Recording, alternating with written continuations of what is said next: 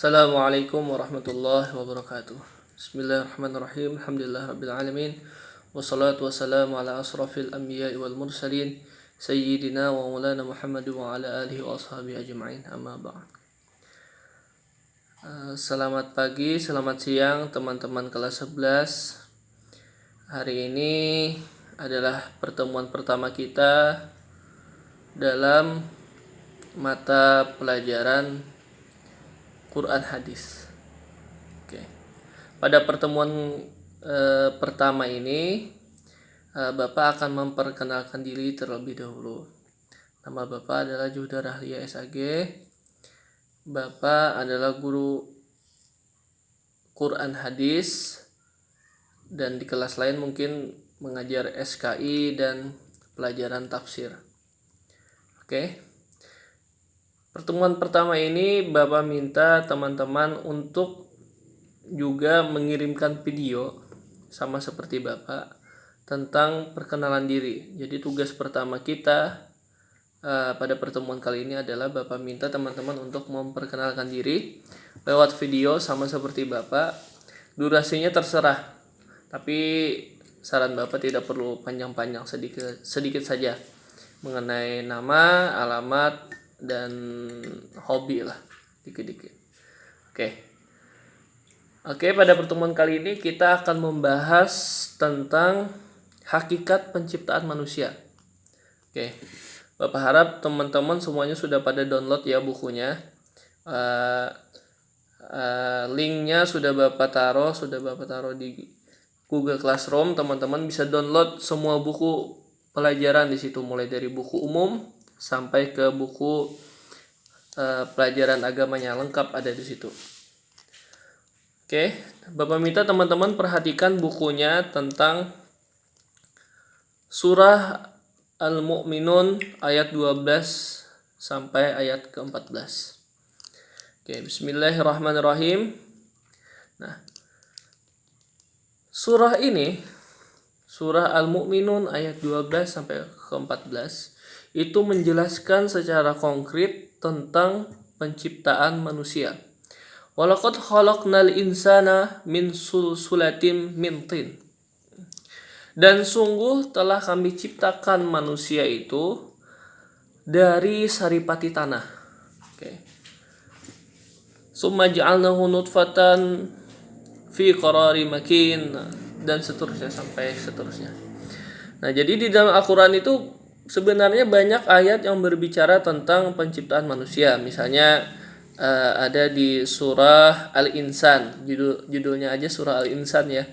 Biasanya nih buat cowok-cowok yang biasa sholat subuh berjamaah di masjid atau di langgar atau di musola. Biasanya kalau subuh di tempat kita di Barabai, kalau subuh Jumat biasanya rakaat pertama itu bacanya surah Sajadah. Rakaat kedua biasanya baca surah Al-Insan. Makanya biasanya sholat subuh waktu pagi Jumat itu biasanya agak panjang kan. Nah, di dalam surah Al-Insan itu misalnya dikatakan Inna khalaqnal insana min nutfatin amsajin nabtalihi faja'alnahu sami'an basira. Sesungguhnya kami telah ciptakan manusia itu daripada nutfah. Nutfah itu artinya adalah air mani. Sama misalnya di ayat lain, misalnya di surah Abasa wa tawalla an ja'alahu. Laqad khalaqnal insana min nutfatin. Nah, sama. Pokoknya menjelaskan bahwa manusia itu diciptakan dari nutfah, dari air mani. Nah, namun di surah Al-Mu'minun ini Allah berbicara secara konkret. Maksudnya lebih detail daripada pembicaraan tentang penciptaan manusia yang ada di ayat-ayat lain. Coba teman-teman perhatikan, ada beberapa langkah atau ada beberapa tahap, ya, beberapa step yang dibicarakan dalam surah ini. Yang pertama, manusia diciptakan sebagai sulsulatin min tin, artinya dari saripati tanah. Nah, ini maksudnya adalah penciptaan awal manusia, yaitu Nabi Adam. Nah, penciptaan awal manusia Nabi Adam yang diciptakan langsung dari tanah. Selanjutnya adalah proses nutfah. Nah, jadi Proses pertama penciptaan manusia itu berasal dari nutfah dulu, dari air mani. Nah, selanjutnya dari alaqah. Nah, proses air mani ini itu berlanjut ke proses yang selanjutnya, dari nutfah menjadi alaqah. Alaqah itu apa? Alaqah itu adalah sesuatu yang melekat. Nah, jadi para ulama tafsir kontemporer atau ulama yang menafsirkan ayat ini secara pemahaman sains, jadi mengatakan bahwa air mani tadi setelah melakukan hubungan seksual, maka air itu akan berjalan menuju yang namanya ovum. Ovum atau sel telur. Sel telur itu setelah dibuahi oleh nutfah, maka sel telur itu akan menempel di dinding rahim. Hal itu dicatat oleh Al-Quran 1400 tahun yang lalu dengan bahasanya alaqah, sesuatu yang melekat. Nah, setelah menjadi alaqah, fa khalaqna al-alaqah mudghatan. Maka kami jadikan si alaqah tadi, sesuatu yang menempel itu, menjadi sebagai segumpal daging. Setelah segumpal daging itu sudah menjadi utuh segumpal daging, maka kami jadikan dia izoman. Apa itu izoman? Kami tumbuhkan pada segumpal daging itu tulang belulangnya. Setelah tulang belulangnya secara sempurna tumbuh, baru kami kasawnal izama lahman. Maka kami tutupi, maka kami selimuti tulang belulang tadi dengan daging lagi. Terus kami sempurnakan bentuknya. Setelah itu kami summa ansha'nahu khalqan akhar. Selanjutnya kami jadikanlah mereka manusia dalam bentuk ciptaan lain. Maksudnya diciptakanlah bentuknya seperti ini. Ada tangannya, ada matanya, ada hidungnya, ada telinganya. Nah, proses ini dicatat oleh Al-Quran itu 1400 tahun yang lalu. Bayangkan waktu itu ketika ayat ini turun, belum ada ilmu biologi, belum ditemukan bagaimana cara penciptaan manusia. Nah, orang dulu masih belum berpikir bagaimana sih caranya manusia diciptakan, lewat proses seperti apa sih di dalam perut wanita itu. Orang belum berpikir seperti itu. Orang masih berpikir berperang, mabuk-mabukan, karena orang Arab dulu, orang Arab jahiliyah biasalah seperti itu. Nah, jadi bayangkan coba, ayat ini ayat yang benar-benar ilmiah, ayat yang benar-benar mengandung banyak ilmu pengetahuan, turun di zaman dimana manusia masih sangat tidak mempedulikan dengan ilmu pengetahuan. Nah, maka menurut beberapa ulama, ayat ini adalah ayat yang menjadi bukti bahwa Al-Quran itu adalah mukjizat. Nah, mukjizat maksudnya apa sih? Nah, jadi mukjizat itu teman-teman artinya ada dua. Pertama ada mukjizat hissi, yang kedua mukjizat maknawi.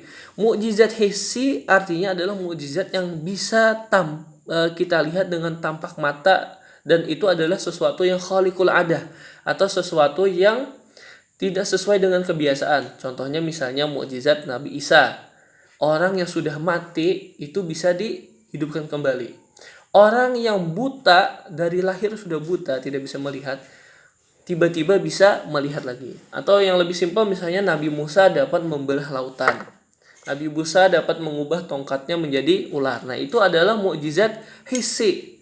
Nah, mukjizat yang kedua adalah mukjizat maknawi.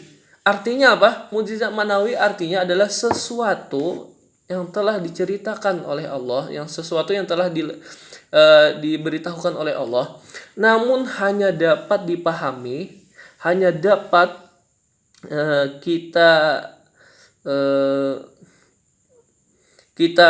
imani hanya dengan mempelajarinya dan menelitinya.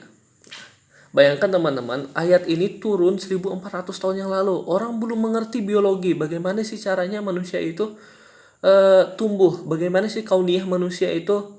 Nah, tapi sekarang dengan kemajuan ilmu pengetahuan, kemajuan teknologi, akhirnya manusia dapat mengetahui bagaimana proses penciptaan manusia. Nah, dari awalnya hamil, awalnya cuman dinding rahim yang menebal, artinya ada sesuatu yang menempel di dinding rahim itu. Setelah itu menjadi segumpal daging.